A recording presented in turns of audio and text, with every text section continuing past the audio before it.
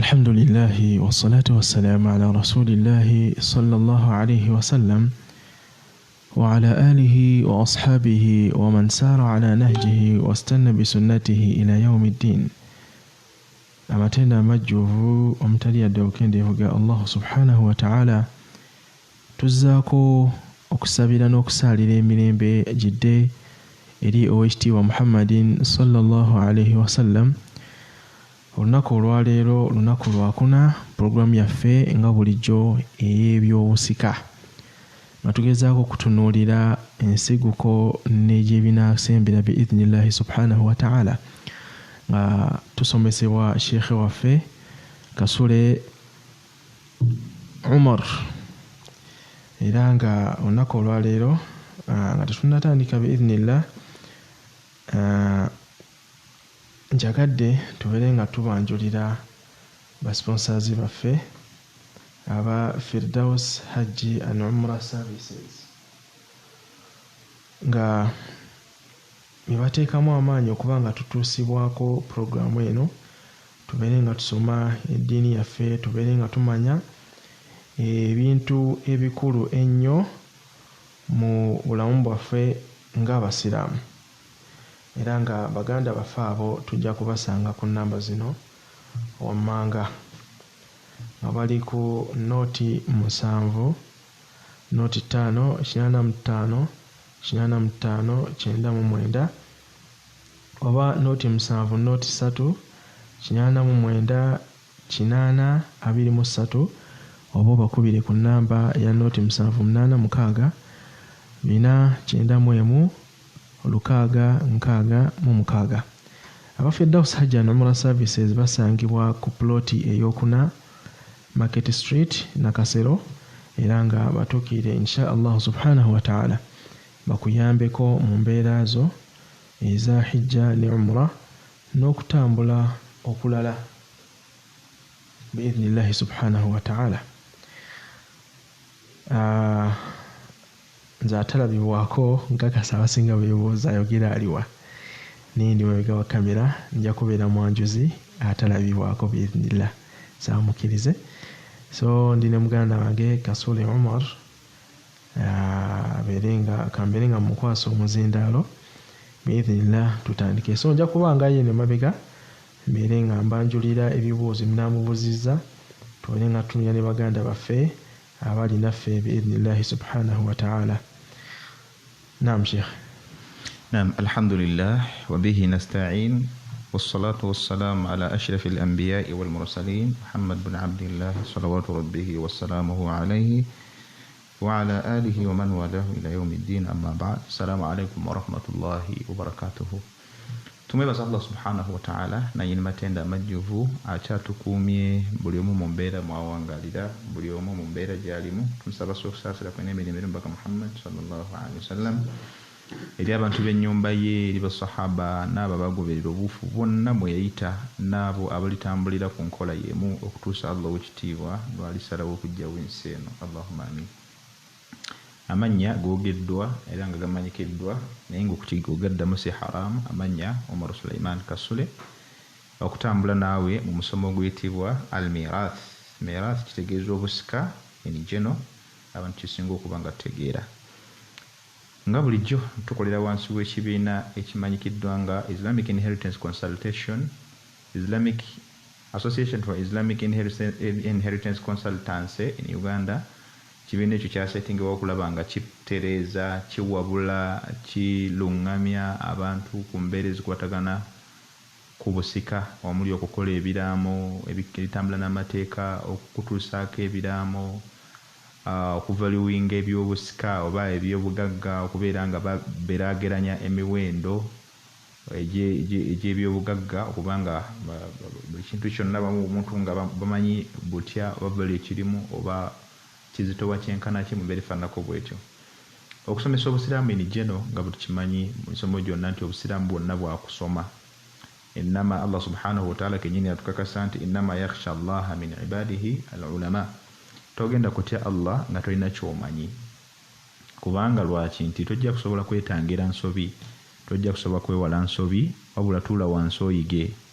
قل الله سبحانه وتعالى كنينا تجمع قل هل يستوي الذين يعلمون والذين لا يعلمون gamba gwe Muhammad sallallahu alaihi wasallam tiabaffe benkanankana abamanyi n'abatamanyi golwalero yatandika naffe olwalero wetuli ngakasa nti olina ekyenjawulo kinene nnyo kyolina bannaffe abakatwegattako kye batalina olw'ensonga nti bingi bye tusomye almost tunaatera okumalawo introduction yonna tugendere ddala tuyingire ddala ekinyusi mu erimu yaffe yennyini ey'obusika n'olwekyo akalimiko tukakyusa ebbanga lyonna tambulira ku Ihsan Muslims Central obeere ng'oyiga obusiraamu wamu n'ebibiina ebirala ebiyigiriza obusiraamu buli wali okumanya kwonna tuula wansi oyige ate bw'omala okuyiga gezaako nnyo okulaba nti by'oyize obissa mu bulamu bwo obwa bulijjo gezaako nnyo okulaba nti by'oyize obissa mu nkola obusiraamu bujja kunyumira obusiraamu ojja kuweyagaliramu naye ebbanga ly'onaamala nga munnanga obusiraamu oyiga n'olekaawo n'ogamba sheekhe yagambye sheekhe yayogedde n'otabaako kya implementinga oba kussa into action manya nti obusiraamu bujja kuba bukulemye ojja kuweyagaliramu ng'obumanyi ojja kuweyagaliramu ng'obussa mu nkola barakallahu fikum straight away tulina ofisi yaffe e Kawempe esobola okuba nti omuntu bw'abazze tusobola okukwaniriza mu mbeera y'okubeera nti tukuyambako ku nsonga zino oba osobola okuyita ku ssimu zaffe wammanga omuli 0772 861687 wamu ne 0703337998 ennamba ezo bw'oziyitako osobola okuziyitako ng'oyuza ekibuuzo osobola okuziyitako ng'olina kyoyagala okwebuuza osobola okuziyitako ng'oweetaaga okutuuka ku ofisi yaffe e Kawempe wamu n'emikutu gyaffe omuli YouTube wamu ne Facebook page osobola okuba ng'otugoberera bulungi gamba nga tulina erinnya eriyitibwa Association for Islamic Inheritance Consultation in Uganda osobola okukebera ku mikutu gya Facebook ojja kuba ng'otuuka ku page eyo oba ku YouTube erinnya sigala lyerimu era OSAM Association for Islamic Inheritance Consultation in Uganda emisomo n'oba ng'osobola okuba nga ate ogimanya woba totegedde ennamba z'essimu ku Facebook page kweziri osobola okuziyitako oba okuyita ku nnamba ze nkusomedde n'osobola okuba nga ate munnange ofuna okumanya okusingakaawo tugenze ku musomo gwaffe gwe twasembayo nga tusomye tuli ku musomo guyitibwa adillatu almirathi oba adillatu mashru'iyyati almirathi fi lislaami obujulizi tubujjawa kubanga obusiraamu butambulira ku bujulizi ebiseera byonna tewaliiwo kintu kyogenda kuleeta kyogenda kusimba ng'ogamba nti okitaddewo mu busiraamu okuggyako ng'olina obujulizi ekyo nno y'ensonga lwaki olaba nti waliwo oluusi enjawukana mu kumanya oba waliwo entegeera ez'enjawulo mu kumanya naye ezo zonna tugambanga nti nayawukana ne gundi mu kumanya ekintu kino nga tolinaawo obujulizi ko bwesigamidde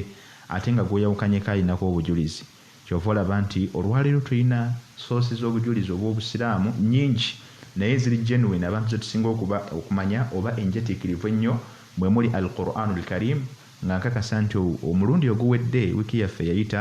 twatunuulira obujulizi okuva mu Qur'an ey'ekitiibwa ne tulaba butya Allah subhanahu wa ta'ala bwe yannyonnyola obusika era mu kyo ne tulaba nti obusika mu Qur'ani bwannyonnyolwa nga waliwo aya ze twagamba nti zirina direct translation zirina okunnyonnyola okuli direct ne wabeerawo eziri indirect translation aya endala oba verse ezinga zirina okunnyonnyola okwewala oba okw'omunda okwetaagisa okuba ng'omuntu ategeera kiki owekitiibwa Allah subhanahu wa ta'ala kyeyategeeza mu kyo Qur'an bwe gitadde wabbali ate tulina alhadith nabawiyati sharifa alwarida waliwo obujulizi okuva mu hadithi z'omubaka Muhammad sallallahu alaihi wasallam ezatutusibwako nga nazo tusaanye okuba nga ate mwana wattu tuzitegeera tusobole okuba nga tutegeera al-Qur'anu al-Karim fima ma'anaha nga tutegeera amakulu ga Qur'an ey'ekitiibwa nga bwe tukimanyi nti bulungi hadithi zajja nga zinnyonnyola Qur'an ey'ekitiibwa n'olwekyo nga kitwetaagisa okubeera nga tutegeera hadithi tuzitegeera ne aya tuzitegeere kubanga waliwo ebintu ebimu nga Allah subhanahu wa ta'ala yabyogera naye nga tujja kubitegeera okujjawo nga togenze mu hadithi kankwege ekyokulabirako kimu Allah subhanahu wa ta'ala mu Qur'ani kuna atugamba nti wa aqimu salata wa atu zaka muyimirizeewo essala ate ne zaka mugitoole mu maali yammwe mu maali zammwe. Naye Allah subhanahu wa ta'ala oluvannyuma lw'okubanga atulagira etteeka eryo, omubaka sallallahu alaihi wasallama yayimirira n'atunnyonnyola emiteeko gya zaka, n'atunnyonnyola emmaali erina okuvaamu zaka, n'atunnyonnyola ekigero kya zaka. ليس فيما دون خمس ليس فيما دون خمس أو كما قال عليه أفضل الصلاة والسلام. ezimu ku hadithi zitunnyonnyola zaka nga Nabbi sallallahu alayhi wa sallam yatunnyonnyola nti ekintu oba emmaali oba tuweezezzaamu ebisero bitaano awsuq khamsa awsuq laysa fima duna khamsa awsuq zakata. Ebintu ebitaweramu amakulu ngezaako okunnyonnyola nti zaka Allah subhanahu wa ta'ala yajogera mu Qur'ani, naye neeba nga nkomeke. Nabbi najja n'agirambulula nga mu bintu ebipimwa, n'agamba nti bwebati biwezezza kilo 672 oba 670 mu zizo tokkirizibwa kubeera ng'okola ki, ng'ojjamu zaka. N'embuzi n'ente byonna nagenda nga binyonyola ombeera efaanako bwetyo. N'olwekyo ne tujja ate oluvannyuma lwa sunna waliwo ate ijma'ul ulama, era waliwo abamanyi ku byebagenda begattirako okusinziira ku adillati alwarida min alqur'ani walkitab, ne babeera nga bajja nono nga bayinza okujja qiyasan, nga balese qiyasa ez'enjawulo mu kugeraageranya nti kino kyayogerako ne wano. N'olwekyo ku mbeera eno entegeraawo ne zijja ez'enjawulo fi alqiyas mu kugeraageranya okw'enjawulo okuliwo. Nja kuwa example ekyaliwo ku mulembe gwa Umar radiyallahu ta'ala anhu. Omu ku basahaba yalondeddwa ayitibwa Abu Musa al-Ash'ari, bwe mbaseerabidde rahmatullahi tabaraka wa ta'ala wa radiyallahu anhum. Yasindika ebbaluwa eri Umar n'amwebuuzaako, n'amugamba nti owange nti nina ensonga bweti ne bweti naye ensonga eno sigimanyi. Umar n'amugamba, n'amusindikira ebbaluwa n'amugamba geraageranya ku ebyo ebiri mu Qur'ani n'ebyayogerwa mu hadithi, bw'oba tosanzeewo funa illa. Owulidde kati olwaleero enjaga teyayogerwako mu Qur'ani, naye olwokubanga omwenge gwayogerwa, illa y'omwenge ne tuba nga tugimanyi nti iskar, kubanga gutamiiza yensonga lwaki olaba nti n'enjaga tugiqarana ala madha ala alkhamr. N'olwekyo ekimbagambye kullu hadhihi adilla, zonna buno bujulizi bwe twesigamirako era nga bwe twasoma mu taarifu ez'obusika. N'olwekyo tugenda kutunulira olwaleero biidhnillahi tabarakahu wa ta'ala mu budde bwaffe Allah tabarakahu wa ta'ala bw'anda butusobozesezza okulaba nga ate tutunula ku bujulizi okuva mu bigambo by'omubaka Muhammad sallallahu alaihi wasallama obukwatagana ku busika obw'eddiini ey'obusiraamu. Agambye nti warada fi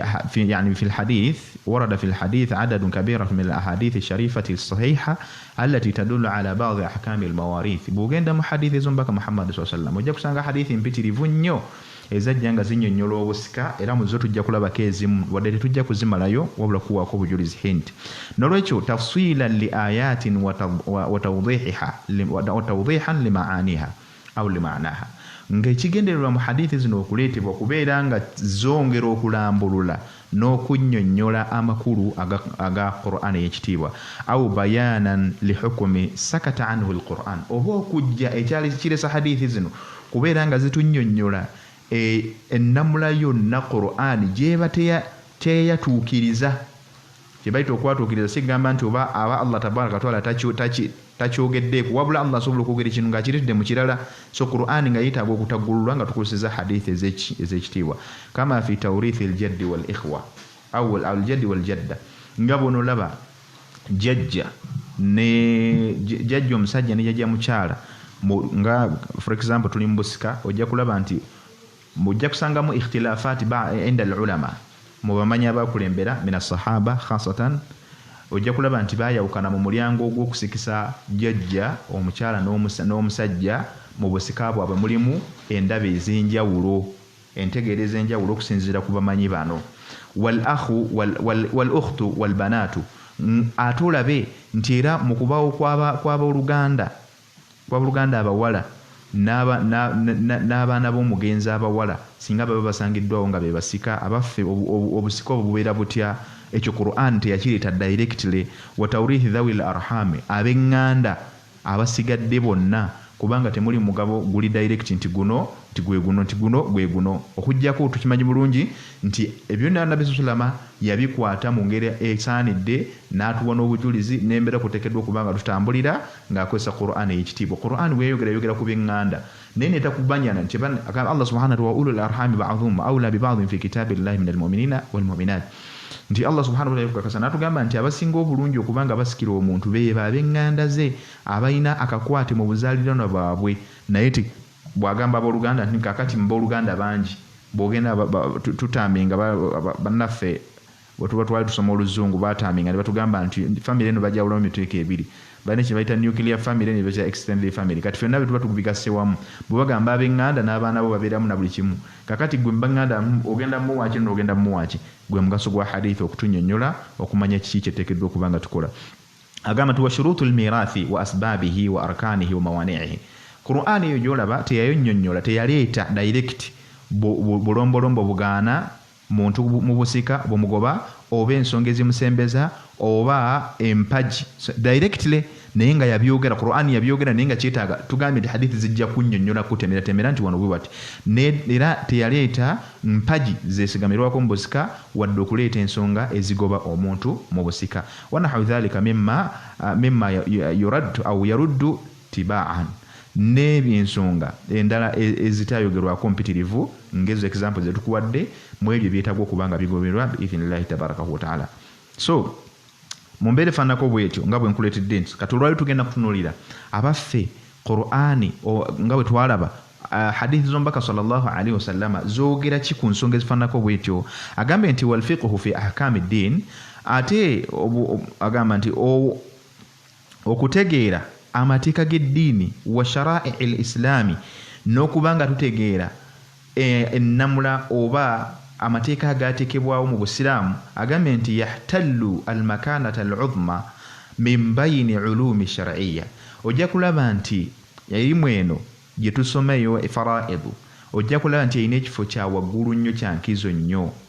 nanga ni falaqad ne hadithi z'omubaka sallallahu alaihi wasallam mukunnyonnyola era nazo zirina ekifo ekya waggulu aga ni falaqad thabata anil mustafa sallallahu alaihi wasallam annahu qaala omu ku bujulizi omubaka Muhammad sallallahu alaihi wasallam ebigambo bimujjibwako ku ye ng'agamba nti man yuridillahu bihi khairan yufaqihuhu fi ddin omuntu yenna Allah subhanahu wa ta'ala gwaba wadde okubeera nti gwayagalizza okuba nti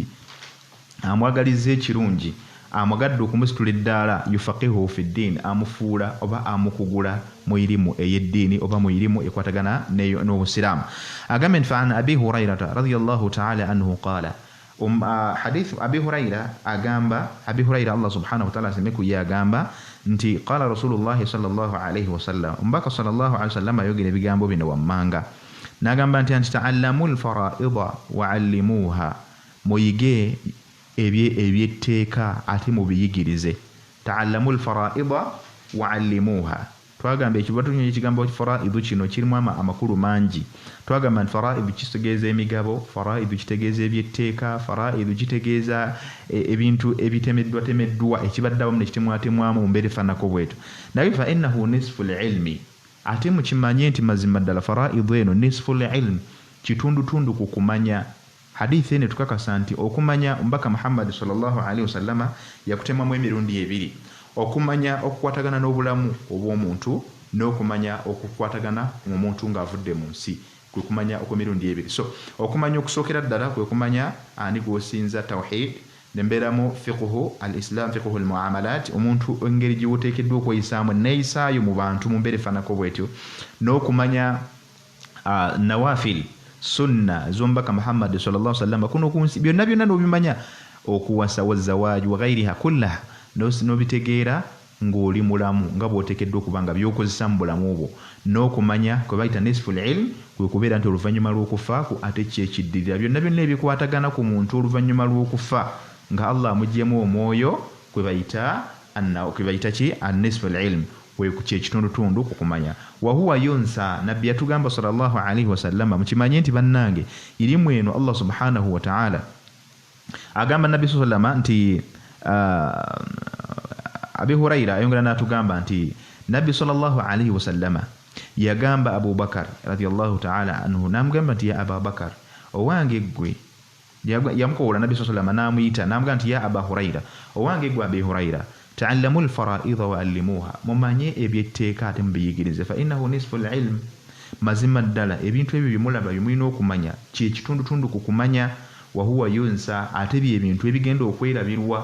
olwaleero gwe atulaba nanga ali wano tukkaanya era twegattira ddala wamu mu kumanya kumu nti mu bintu ebitali mu bantu betajja kugamba nti oba tebabimanyi bumanya mwana wattu obusika kyekintu ekisuuliddwa abantu babimanyi nti gye biri mu ddiini naye omutayinza kufaayo gamba kubuuza nti bannange ebyobusika tuyinza bitwala tutya ng'omuntu bwe yali badde abuuza nti bannange nze nfunye ebyobugagga naye zaka ndina kuwa kyenkana ki naye omuntu ayinza kujja kugamba nti munnange munna mukadde waffe afudde oba nafiiriddwa omwana wange oba ki naye nteekwa kufuna byenkana ki wabula ogenda balaba ku TV nga balwanira bya bugagga ogenda balaba nga beetema ogenda balaba nga bali mu masabo ogenda balaba nga baziikula mirambo ebyo byonna naye ate nga Qur'ani Allah subhanahu wa ta'ala kakasadda nti fasalu ahla dhikr wama agamba nabi sallallahu alayhi wasallam mbaka Allah subhanahu wa ta'ala yagamba mbaka nti wama arsalna qablaka illa rijalan nuhi ilayhim fasalu ahla dhikri in kuntum la ta'lamun Allah subhanahu wa ta'ala yagamba dombaka Muhammad sallallahu alayhi wasallam surah al-anbiya namugamba nti walaqad arsalna qablaka olubereberyeru gwe Muhammad twasindika dda olubereberyeru nga tonnaba kujja twasindika dda amakulu Allah ategeeza nti yasindika dda abasajja teriyo nabbi mukazi eyo ayo tukakasa nti tetulinayo nabbi mukazi tetulinayo nabbi mukyala Allah agamba rijalan yasindika basajja yatuma basajja nuhi ilayhim nga ate yabassaako obubaka Allah nga sobobaka okuva mu ggulu ng'omubaka obubaka ku mbaka Muhammad sallallahu alaihi wasallam namulekyo namugamba nti fasalu ahla dhikri in kuntum la ta'lamun n'olwekyo mubuuze bannannyini kumanya bwe mubanga temumanyi kintu kyonna kyotamanyi mu ddiini genda onoonya abakugu mu kyo tomanyi swala noonya abakugu mu swala be baani tomanyi kusiiba noonya ebikwata kusiiba byani abisomesa tomanyi kola hijja bannaffe ekibiina kye bava okutulangira waneeno bakola ku nsonga za hijja funa akasimu ba Firdaus hijja and umrah services ku bisimu yaabwe obabuuze nti bannange nti ebintu ebikwatagana ku hijja kyeki era byebiki naye abantu tetwagala kubuuza oli n'abirawo neyesigiriza buli kintu kyonna oyagala kumanya faraibu ennamba zetukuwadde zikubeko oba genda ku Ihsan Muslim Central oberenga okebera emisomo egikwatagana ku faraibu osobole okumanya oba genda ku mukutu gyaffe gye tulagiridde Association for Islamic Inheritance Consultation in Uganda ku YouTube ne ku Facebook osobole okukebera ofune endagiriro osome wonna ng'osomera wooli mu ofiisi yo n'olwekyo kyekyo nabbi sallallahu Allah subhanahu wa ta'ala naye kyeyamukakasa n'abeera nga akimugamba n'agamba nti fasalu ahla dhikri mubuuze bwe mubanga temumanyi mubuuze abo abamanyi n'agamba nti wahuwa awwalu shay'un yunza'u min ummati era yirimu eno gy'olaba Allah subhanahu wa ta'ala yirimu yonna Allah gy'ajjijjawo naye mu bintu ebigenda okusooka okuva mu umma y'omubaka Muhammad sallallahu alaihi wasallam mu kibiina kye mu bantu b'ekibiina kye si kuba nti bivudde wabula kubyerabira okubireka okubiragajjalira obutabifaako obutabyesiga na buli kimu kitwale yina inigeno bigenda kugibwawo bantu bagenda kugyerabira yerimu egenda okuva mu bantu olwaki mu nsonga zino wammanga mukayanira ebyenfuna buli omu ayagala kufuna kinene buli omu ayagala kukola ki mwagala okulyaza amaanya mwagala okubba mwekwese omuntu naaba nga musiraamu naye ng'omuntu bw'afa yeekweka mu byannono nze musika nze nkola bwe nti nakola n'ebisigadde kale obusiraamu bwammwe butuufu abaffe abamu obusiraamu bwaffe butankanibwa kubanga te ebintu bibiri Nabi sallallahu alaihi wasallam yayingira mu Arabia Allah subhanahu wa ta'ala ng'amutumye yayogera hadithi n'agamba la yajtami'u dinani fi jazirati al-arab wa hakadha la yajtami'u al-aqidatan aw al-millatayn fi qalbi rajulin enzikirize ebbiri tezisobola kubeera mu mutima gwa muntu omu abadan tekisoboka okujjako nga waliwo esinga ku munne hadithi al-Qudsi tuzisomye zimanyikiddwa nti omuntu asobola kukola ibaada yonna n'agatta ku Allah subhanahu wa ta'ala okujjako nga Allah ibaada yagirekera n'agimulekera oyo nannyiniyo n'oli gwagikoledde Allah la yushariku fi dhalika byonna bitusomeseddwa ekitegedde bulungi kyegambye nti eddiini ebbiri tezisobola kukola ki era lumu twaliko mu ddawulo mu kusoma okumu abawarabu nga yebatusomesa omwarabu ne batubuuza ku mbeera zewaffe oli natugamba omwarabu netumunyonyola nti wano omuntu asaala anamala n'agenda mu ssabo naka kaifa yakunu dhalika yani taajjabaka bikathir yeewuunya olwewuunya naka omuntu ayinza atyo muslim yakunu muslim yati fi almasjid thumma yadhhab ila alkuhan najja n'asala tuvanyuma n'agenda mukulagula n'ebisigadde la yakunu muslim hadha laysa bimuslim yakunu mushrik hakadha kubanga yataajabuna kubanga omuntu asobola gatta bintu bimeka ate nga tukimanyi yembeera yeeyo nolwekyo mu hadithi ne tugenda mu maaso obujulizi obulala qala Sufyan bun Uyayna rahmatullahi alayhi Sufyani bun Uyayna omu ku kibaaru tabi'ina Allah asiime ye agamba nti innama qila alfara'idhu nisfa alilm ekigambo ekyakozesebwa ku fara'idhu okugamba nti kitundutundu ku kumanya oba nisfu alilm nga omubaka sallallahu alayhi wasallam bwe yakikozesa mu hadithi agamba nti li'annahu yumtala bihi nnasu kulluhum olw'ensonga nti buli muntu yenna agezesebwa n'irimu eno buli muntu yenna tolaba nti okumanya omuntu ayinza okubeerawo ng'alina byatamanyi kati nga ilmu sihiri oyinza okubeeraawo nga togimanyi naye nga waliyo abagimanyi ilmu sihiri irimu ekwatagana n'eddogo ilmu ljinna irimu ekwatagana ku majinni ng'omuntu tagimanyi naye eno irimu eyitibwa ey'okufa tewali muntu Allah gw'atagezesa nayo omuntu ayinza okufa nga talwadde omuntu ayinza okuwangala mu bulamu bwe muno obw'ensi Allah n'amugyamu nga tafunye ku bulwadde naye bw'abeera nga Allah subhanahu wa ta'ala ekyakimugiridde n'aba naye ate kino omuntu tasobola kibuuka teri atagenda kufa Allah tukakasa a'udhu billahi minash shaitani rajim Allah agamba kullu man 'alayha fan wa yabqa wajhu rabbika dhul jalali wal ikram sikyecho Allah natugamba kullu nafsin dha'iqatul maut wa nabluukum bisharri wal khairi fitnatan wa ilayna turja'un so ebintu bingi nnyo kino n'olwekyo Allah subhanahu wa ta'ala eno irimu agigezesa na buli muntu buli omu wakufa buli omu wakusikirwa n'olwekyo mu mbeere faanako bwetu yensonga lwaki tutudde wansi tubisome tubimanye yensonga lwaki bagise nisful ilm buli muntu yenna kimutuukako n'olwekyo wayurwa وروى عبد الله بن مسعود رضي الله تعالى عنه ابن عبد الله بن مسعود اتلتر حديث غاغامبا ان رسول الله صلى الله عليه وسلم قال بك محمد صلى الله عليه وسلم يتغامبا انت تعلموا الفرائض تعلموا القرآن وعلموه الناس mumanyi Qur'ani ate mujigiriza abantu bintu bituliko tuli mu Qur'ani mwennyini kubanga nataamalu bi adillati al-Qur'ani al-warida tuogerera ddala hadithi otuogerera ddala Qur'an aya eziri mu Qur'an ezogerwa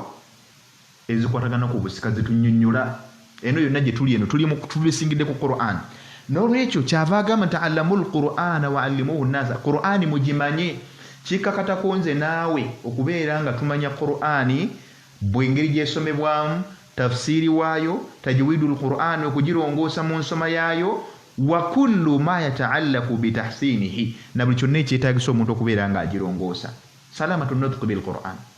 byonna ate bw'omala okubimanya ggwe wa'allimuhu an-nasa ate mugende mugiyigiriza abalala nabbi n'aleeta hadithi n'agamba nti khairukum man ta'allama al-Qur'ana wa 'allamahu abasinga obulungi mu mmwe yoyo Allah subhanahu wa ta'ala bw'awadde okumanya ku Qur'an kitabu ky'ekitukuvu eky'ekitiibwa oluvannyuma n'agenda akiyigiriza abantu agamba nti kyava agamba wata'allamul fara'ida wa 'allimuhu an-nasa era mumanye n'ebyetteeka ay shara'i al-islami wa aqsamiha mumanye n'ebyetteeka n'amateeka ga Allah subhanahu wa ta'ala n'emigabo wa 'allimuhu an-nasa ate mbeere nga mubiyigiriza abantu fa inni mru'un maqbudun mazima ddala nze gwe mulaba Muhammad sallallahu alaihi wasallam olwali sinze Muhammad nze ndi musomesa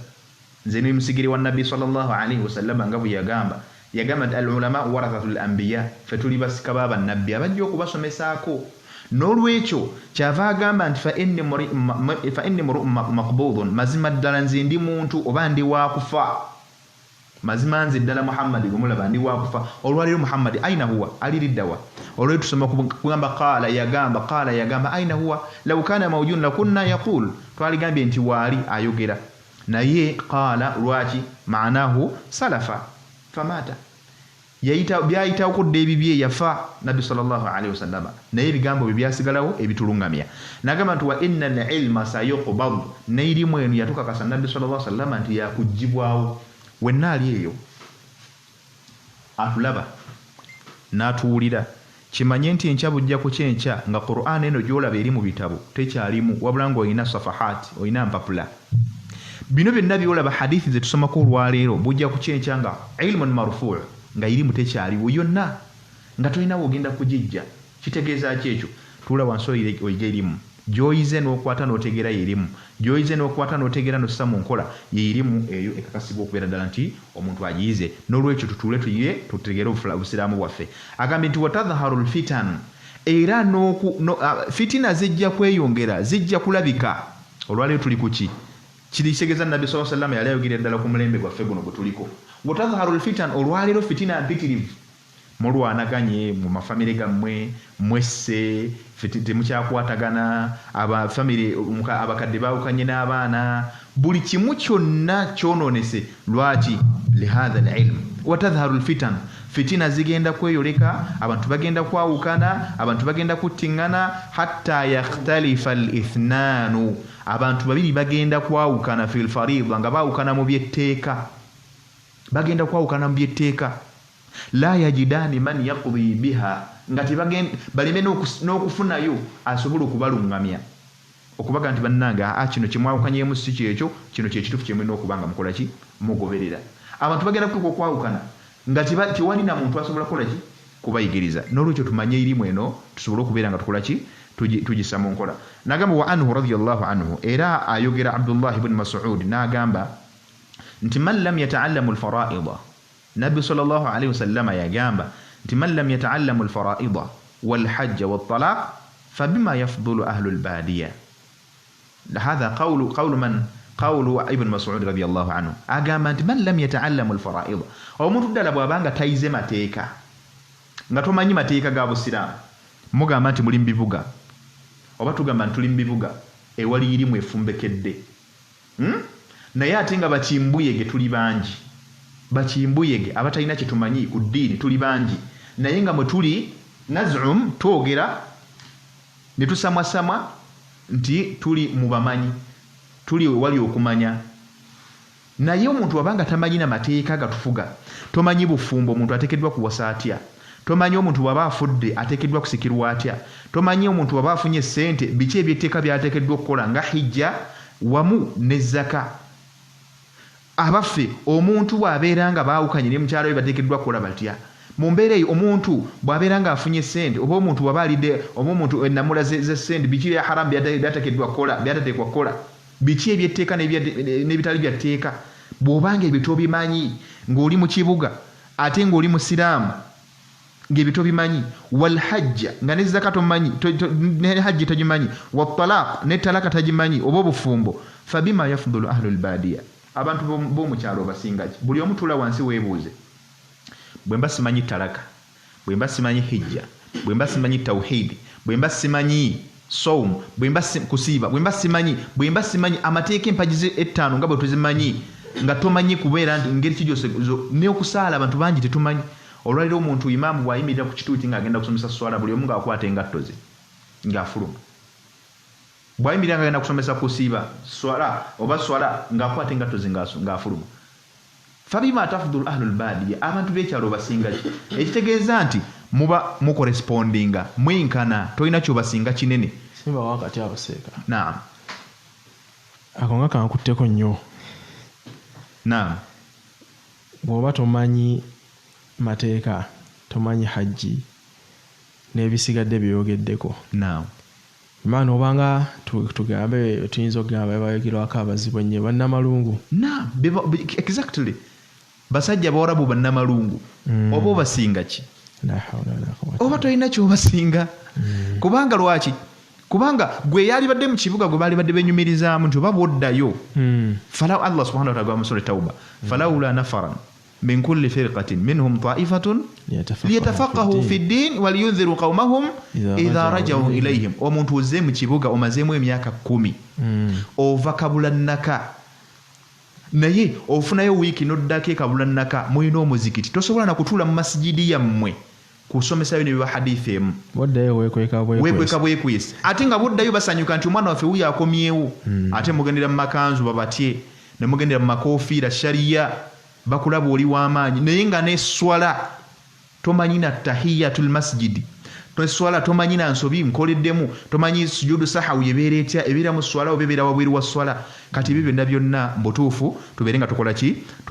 tubyetegereza tubeere nga tukola ki tubigoberera. So hadithi yetukutteko nnyo ffenna ali mu kibuga osinga kyo ow'omu kyalo buli omu yesse ku minzaani. وما أن علم الفرائض في الحقيقة من أقل العلوم الشريعة خلافا ebyo byonna byonna nga bw'obirabye ojja kulaba nti erimu eno eya faraidu twakyogerako dda ntugamba nti yeerimu esinga okubaamu okwawukana okutono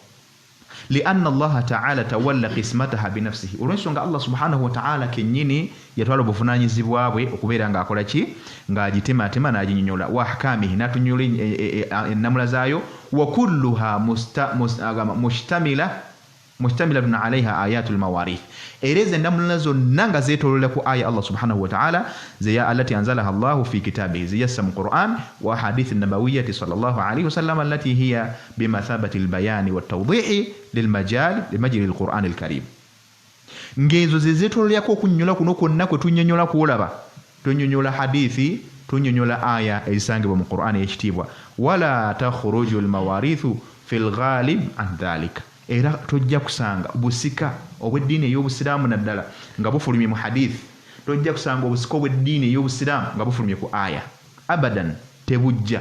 era ne bw'onoosangayo nti wano gundi yayawukanamu ku ono era ojja kulaba nti yayawukanamu ku ono ku aya yayawukanamu ku ono ku ki ku hadith okusinziira nga bwe bagenda bategeera abamanyi ab'obusiraamu. So wamaddalalatu ala ahamiyati min as-sunna obukulu bwa ayati zino oba obukulu bwa hadithi zino oba obukulu bw'obusika mu sunna zino ez'omubaka Muhammad sallallahu alaihi wasallama buliwa faqad jaat sunnatu almutahharati shariha li ahkamihi wa mubayyinan li fadlihi haythu qala sallallahu alaihi wasallam obulungi buyitirivu nnyo nabbi bwe yatunnyonnyola mu hadithi nga obunnyonnyola aya ez'obusika nga tunnyonnyola ku faraidu oba ebyobusika agamba nti alhiqul faraidu nga bwetwagambye ahliha fama baqiya fahuwa li awla rajulin dhakar yatunnyonnyola nti ekiba kisigaddewo oluusi tuyinza okugaba ne tugamba nti ate kino ebisigaddewo tubiteekewa naye era yatunnyonnyola nti bannaye ekiba kisigaddewo mukiwe omusajja asinga okuba okumpi waqala sallallahu alaihi wasallama n'agamba nabi sallam agamba ta'allamu alfaraidu wa'allimuha fa innaha nisfu alilm wa huwa yunsa wa huwa awwalu shay'in yunza min ummati nga bwe tukyogedde mumanyi ebyetteeka mubiyigirize kubanga irimu eno nkulu nnyo kitundutundu ku kumanya ye irimu Allah subhanahu wa ta'ala gyagenda okusooka okujja mu bantu tebagenda kuddamu kubeera nga bagigobera. Waqala alayhi afdalu salatu wattaslim n'agamba nti al ilmu thalatha irimu ya miteeka esatu wama siwa dhalika fadlun ebirala byonna ebiba byeyongeddeko buba muntu kuba kweyongera bweyongezi bulungi naye ebintu ebikulu mu kumanya biri ebintu ebyo bisatu n'agamba nti ayatun muhakkama ze aya za Allah wekitiibwa ezikolerwako amateeka ga Allah agakolerwako nga bwe twogedde alfaraid tugambye amateeka oba ebyetteeka agambye nti ayatun muhakkama ze aya ennamuzi ezikolerwako nga aya ez'ebyobusika Allah yalamula n'asalawo n'ateekateeka n'atukwasa n'agamba nti aw sunnatun qa'ima oba sunna oba hadithi oba enkola y'omubaka Muhammad sallallahu alaihi wasallama egobererwa nti nabbi sallallahu alaihi wasallam bwe yalinga agenda okwebaka yasomanga bwati nabbi sallallahu alaihi wasallam yafulumanga oka yakolanga bwati nabbi sallallahu alaihi wasallam yawangala ne bakyala be bwati nabbi sallallahu alaihi wasallam yakolanga bino bwati abaffe tubikola aw faridatun adila oba omugabo omwenkamunkamu oba omugabo oba sunna oba ekyetteeka ekyenkamunkamu n'ogaba ng'omuntu amakulu ogabanyiza nga wano mathala nja kwogera ku faraidu tutambula na migabo bozo okugaba emaali mathala bakuleese baseeka abamu mukola ensobi naddala abagaba irimu abagenda mu irimu eno ojja okugabanya emaali n'oyawukana ku mateeka ga Allah kigakugamba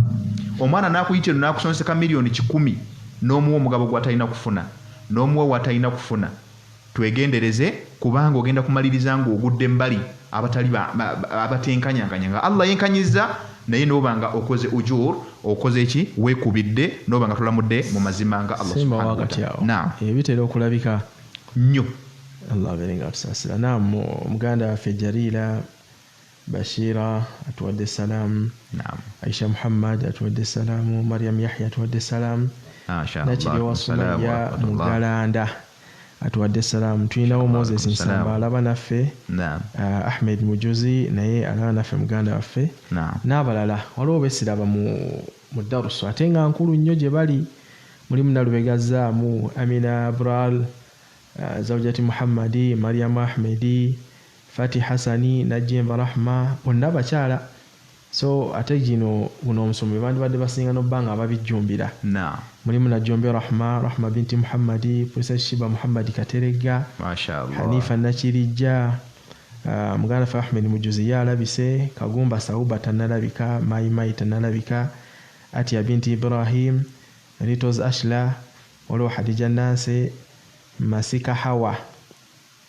n'abalala bangi naye nga insha Allah nkakasa mbajja kujja tugende mu maaso Sheikh insha Allah. Naam, so tugambye tuli ku hadithi zitunyonyola obulungi bw'okumanya obulungi bw'okukola ki obulungi obuli mu hadithi nga bunyonyola ku ki ku busika ebimu ku bitujjamu abo. Ahmed Mujuzi atuwadde salaamu ali UK yalabira. Masha Allah. Wa alaikum salaam wa rahmatullah. Naam, so tugambye Nabbi sallallahu alaihi wasallam atongera hadithi n'atugamba ta'allamul Qur'ana wa 'allimuhu an-nas nga bwe tugambye mumanye Qur'an buli yenna ayize. Tugambye nti Nabbi atugambye nti khairukum man ta'allama al-Qur'ana wa 'allamahu, abasinga obulungi mummwe yoyo Allah gwawadde okumanya Qur'an y'ekitiibwa ate n'abeera nga agiyigiriza. Hadisi Sheikh Muzayi Malakali Akram Shafika agimanyi atuwadde salaamu atugambe wali. Masha Allah wa alaikum assalam wa rahmatullahi wa barakatuh. Nolwekyo ensonga eyo tukikola n'agamba nti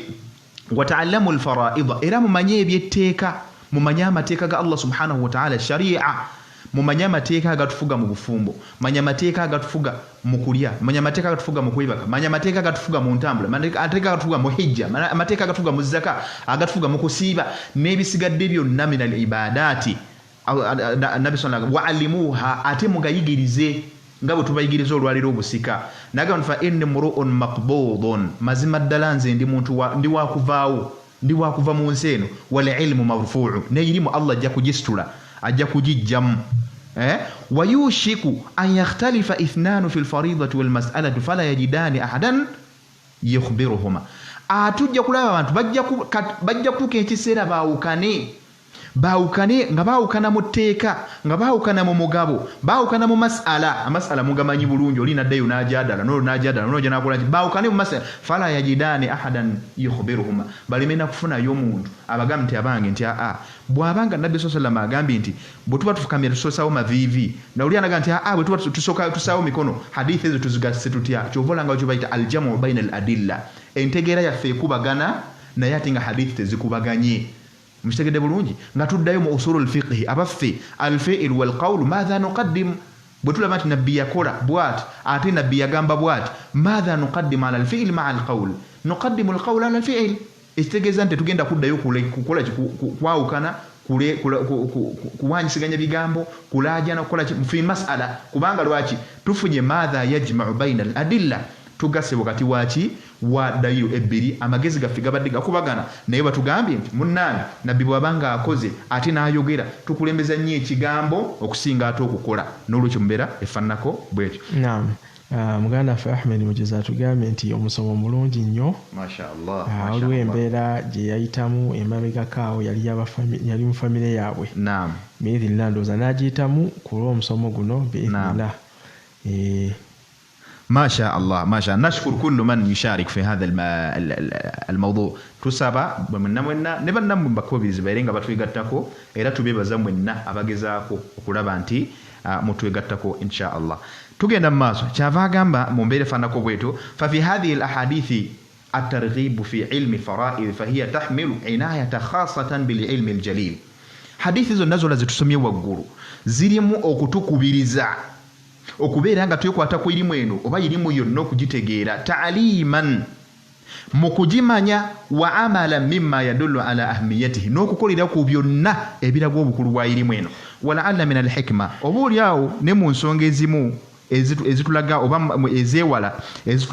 mu bulungi bwa irimu eno fil hath ala ta'allumihi mukutukubiriza okubanga tujimanya ma ashara ilayhi nabi sallallahu alayhi wasallam nebi nabbi bazala zako mu hadith zetuze tutunulire ezenjawulo min kaunihi yunsa olukuba nti irimu egenda kwerabirwa abantu bangi mu family zammwe temugimanyi naye omuntu bwafa mukanira ebibugagga naye ate nga Allah yamala dda n'atulaga abasika n'atulaga bateekwa okufuna ki n'emigabo gyabwe na buli kimu kyonna Allah n'akimala nga tusigadde kussa mu nkola annahu ilmun tawqifi ate tukimanye nti irimu eno maana tawqif maanahu la majala lil ijtihadi fihi temulimu kunyiikira kwa muntu ndi bafilosofa baatuula ng'olwaliwo succession law eze countries ezenjawulo ze baleetawo ezawukanya ddala n'amateeka nja kwogera ku yaffe ya Uganda ekubagana butereevu ne sharia akyekola ki kyegamba sharia lo sharia ey'obusiraamu eragira kirala ate succession law eragira kirala nolaba nga bikubagana naye nga tulina kugendera ku ki nolaba n'omusiraamu n'atambula n'agenda mu kooti ng'ate kooti eyaniriza sharia law naye n'agenda mu kooti n'agenda mu bubuze sharia succession law emulamule wali otuddeko n'ogisoma wali ogezezaako n'omanyo ebirimu mu mbeera efaanako bwetu n'olwekyo ilmun tawqif la majala lil ra'yi fihi temulimu ndaba ya muntu fala budda min akhdhihi kyateeka ku gwe omusiraamu wenna nanga ali wano okubanga tugikola ki tugikwata tugyekwateko an tariqati at-talqi mukubeera nga tugifuna nga tugiyigirizibwa وقد اختلف في معنى كونه نصف العلم على أقوال bamanyi bayawukana abambaga mu mbeera ezenjawulo ogamba nti nisfu al-ilm naye nga tukimanyi bulungi nabbi bwaya kyogera mu hadith fa innahu nisfu al-ilm kubanga ye kwatagana kufa nga min haythu al-maut wal hayat mu mbeera y'obulamu kubanga ekitundu ky'omuntu awangala mu bulamu ekitundu kyatabeera mu ki agenda mu kufa ekyo ze hadithi ezibadde zitunnyonnyola mu kubeera nti tutambulira ku irimu eya faraidu mu kugigoberera ne mu kugissa mu nkola mukkirize tutunuleko ate kubamanyi kubanga bwe tumaze ebigambo bya nabbi Qur'an twagimala katugenze ku bigambo by'abasahaba mu nkola zaabwe bo baagiraba batya fa inna aghlabi masail al-fara'id mahallu ijma'in bayna ahli al-ilm bwogenda okutunula mu fara'id mu ngabanya y'obusika ojja kusanga nga byonna ebisinga obungi abamanyi babyegattako mina sahaba mu basahaba b'omubaka Muhammad sallallahu alaihi wasallam wattabi'ina n'ababaddira mu bigere nga Sufyan ibn Uyayna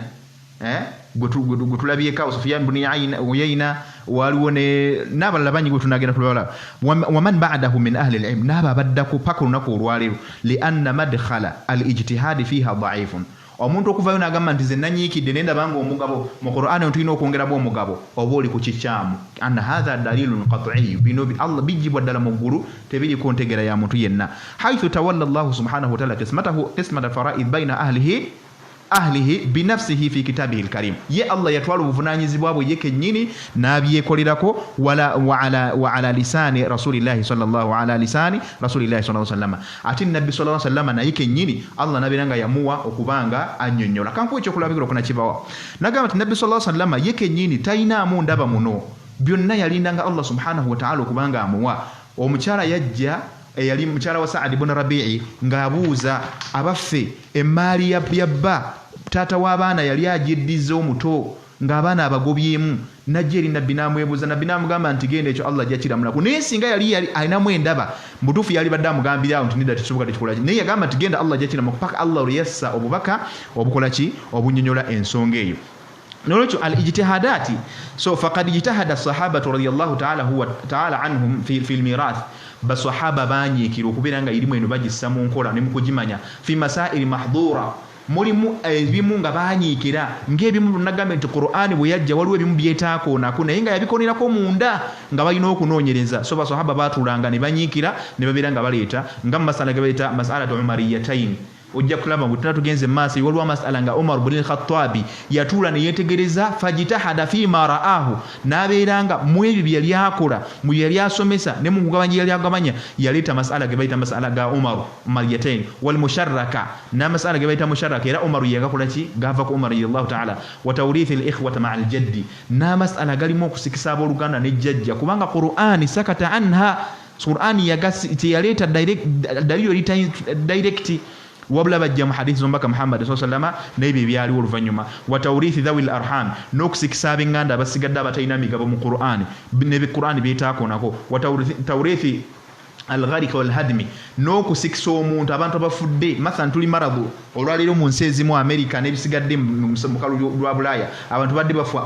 onafa okyatunono lyafudde abafe algharika walhadmi omuntu abafudde kinywa obusika bwatunulwa butya bafudde kinywanga baluganda basikiragana bani abatekeddwa okusikira bannaabwe mu mbeere fanako bwetyo wanahawi dhalika min almasail allati sayati bayaniha insha Allah na masala malage tujja okutunulira mu ngabanye y'enjawulo mu ebyo byannyonnyola bi idhnillah tabaraka wa taala fi hadha alkitab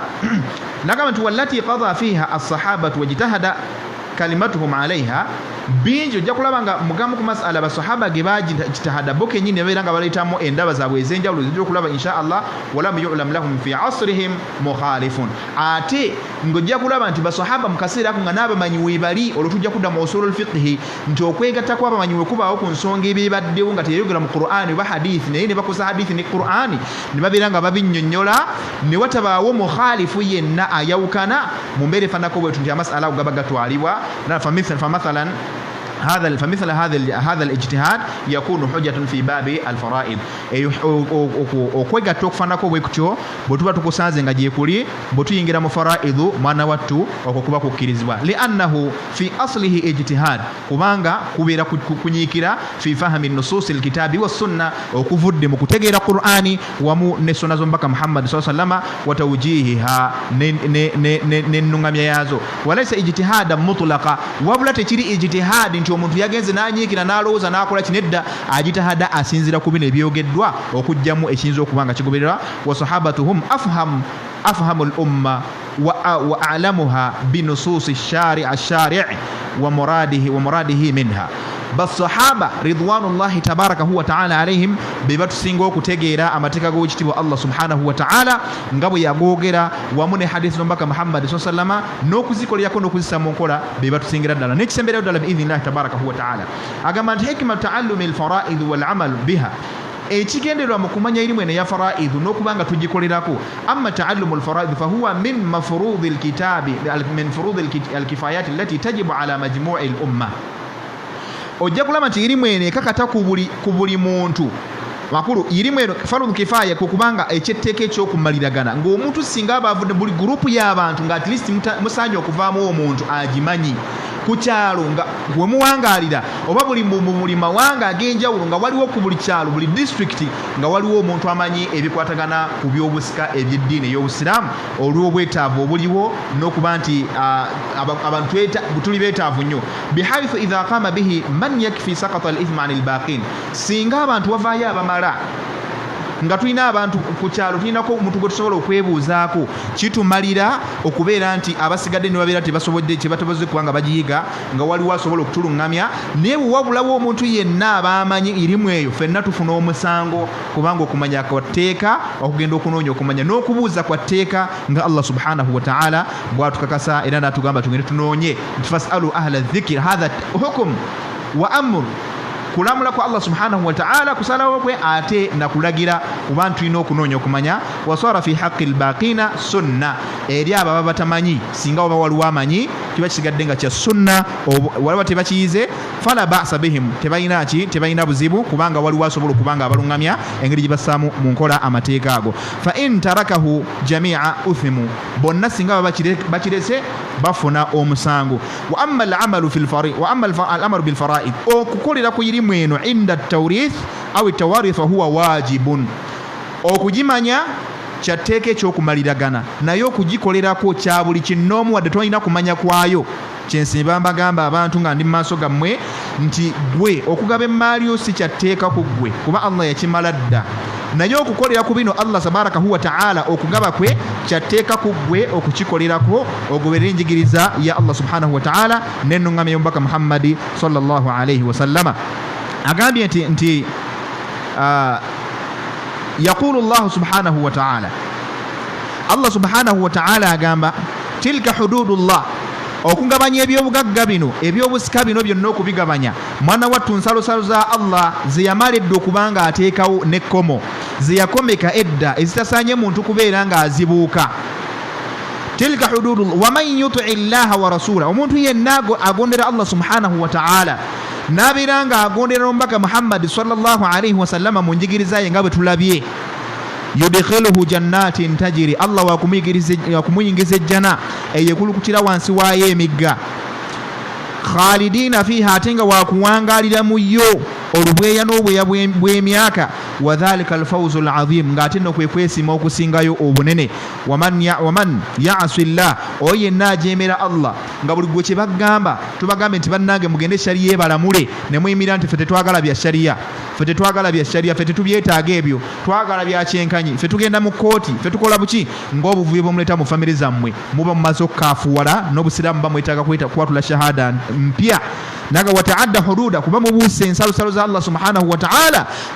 ta'ala gamba yudkhiluhu naran khalidan fiha wakubayingiza omuliro jahannama ate nga bantu bakuwangalira mu gwo olubeerera oba obweya n'obweya bwa myaka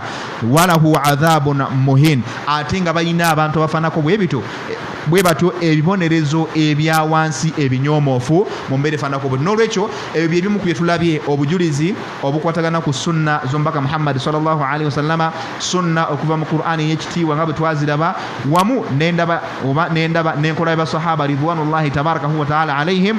n'olwekyo kiri eri ggwe yenna ayize yenna ategedde n'oba ng'ossa mu nkola bw'ona ekisiggiriza Allah subhanahu wa ta'ala tukakasa n'agamba nti wama kunna mu'adhibiina hatta nab'atha rasula Allah tasobola kubonereza kibiina tasobola kubonereza muntu yenna okutuusa nga amusindikidde okumanya amusindikidde omubaka amusindikidde amumanyisa n'olwekyo Allah subhanahu wa ta'ala wakutubonereza oluvannyuma lw'okumanya ne tubeera nga tetutadde mu nkola kiri ku ggwe kiri ku nze kiri ku yenna atuliraanye kiri ku ggwe okutuusa ku oyo atamanyi okubanga naye amanya bwajeema bibye bw'aba tabikoleddeeko manya oli wakubonerezebwa naawe singa naba tubikoleddeeko Allah subhanahu wa ta'ala sabattaase nilime kubeera mu bantu abafaanako bwe bityo n'olwekyo omusomo gwaffe olwaleero insha Allah gujja kubanga bukomaawo ku bujulizi obwo tutunulidde olwaleero nsigadde amanya Omar Suleiman Kasulu okujjawo nga waliwo alina ekibuuzo kyosobola okubanga okibuuza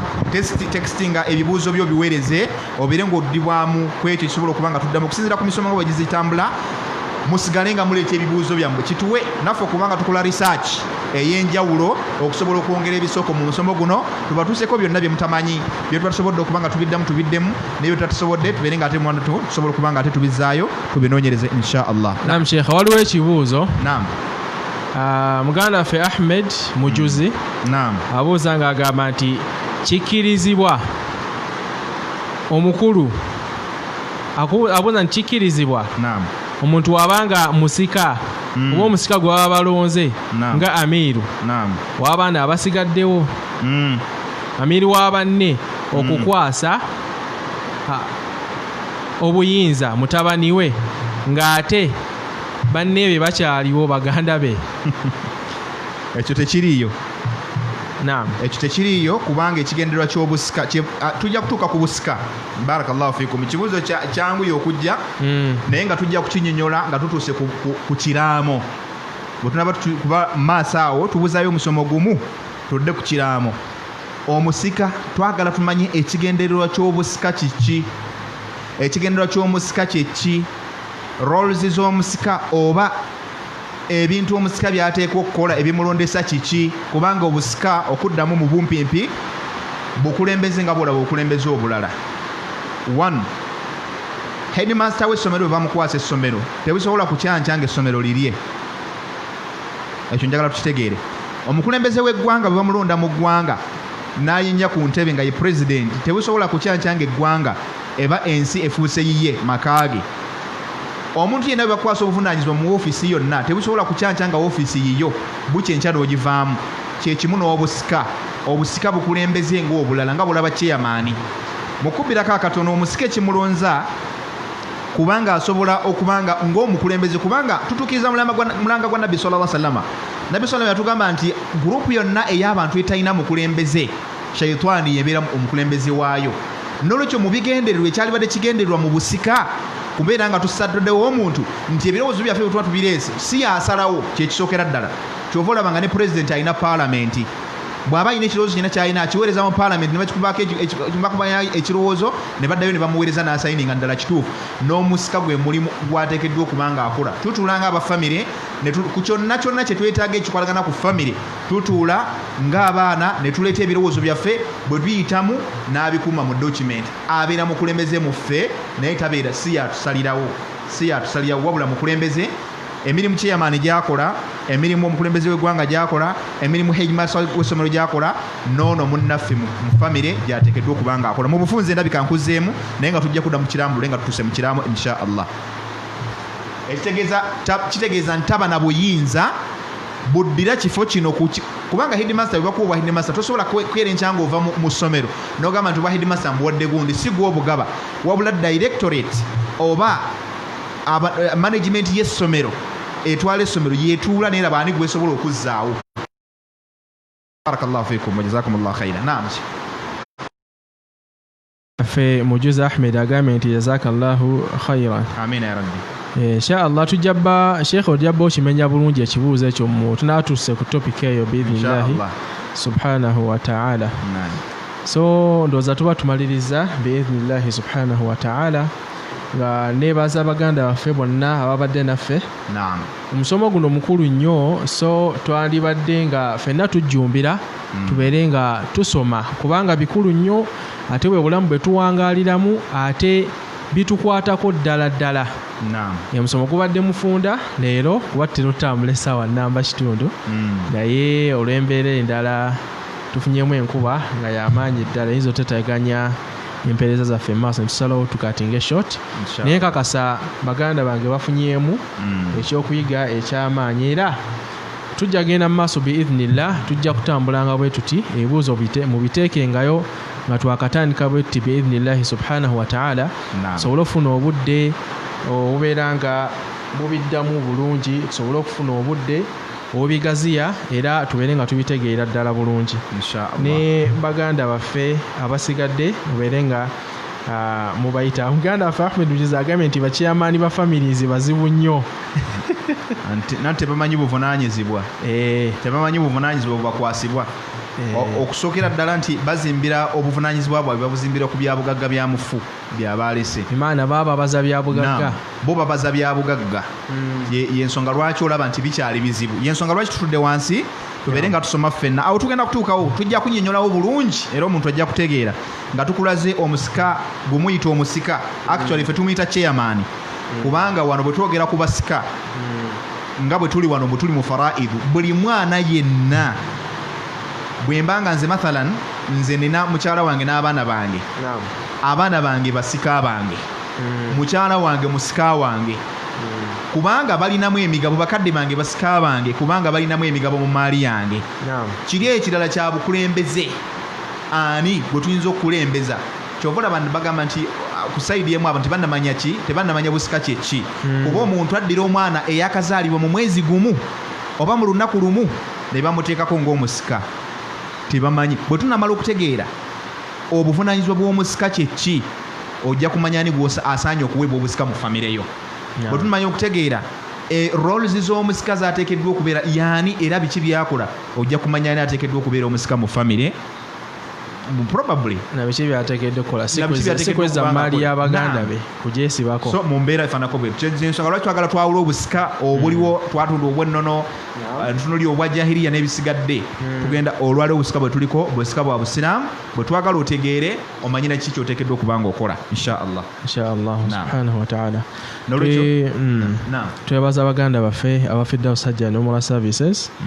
abafuba nnyo okulaba nga programu eno etutuukako abafuba ennyo okulaba nga tuba live tusomese baganda baffe abasiraamu. Programu eno nno bweti terabika abantu abalala oba basheekha abalala basomesa birala nnyo tuyinza obitwala nti basomesa nze nganze kitwala basomesa ebintu ebitambula mu bulamu bw'omuntu naye ate guno omusomo mukulu nnyo kubanga gwe guvaako obutabanguko obusinga byonna omuntu asobola okuba nga asala eswala 5 asobola okuba nga asiiba asobola okuba nga akola ki naye bw'atuuka ku maali y'obusikaseeka najja ejjambiya